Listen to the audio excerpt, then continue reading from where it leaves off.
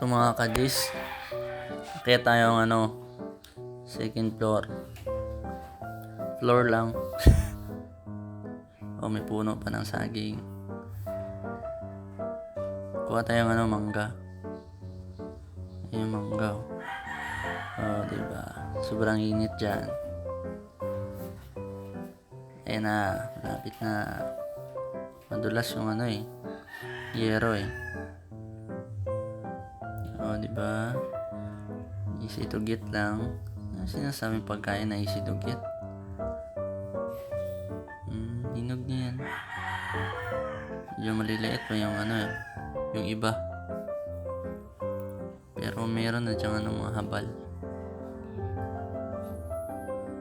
Masarap sana yan. Bagoong.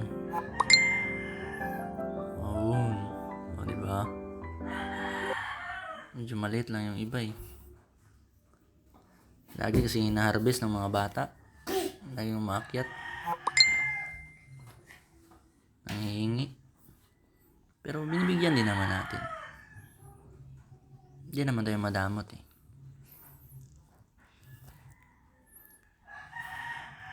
Ayan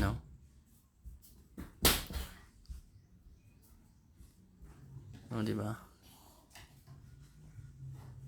Ang lalaki na yan Nahulog pa yung isa. Sobrang init kasi nalaglagan yung mga bunga. Mas marami pa sana yan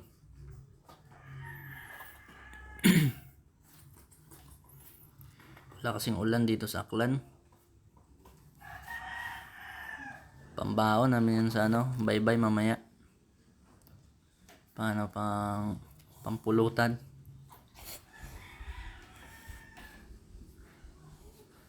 Mga gusto niya ng mga babae. Mga mangga. Sarap daw kahit maasim.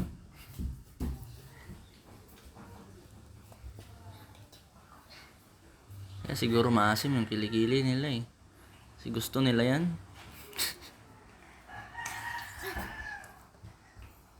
Yan namitas na nga ako Chine-check ko pa yung iba kung kung hinog na.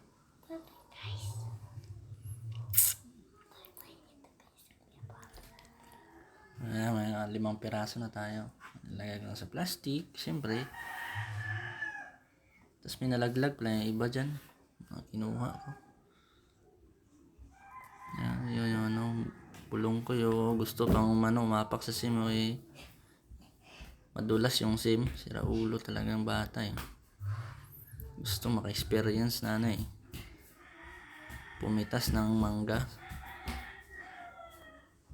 Di pwede madulas Baka magpahilo tayo. Baka pulutin natin sa baba.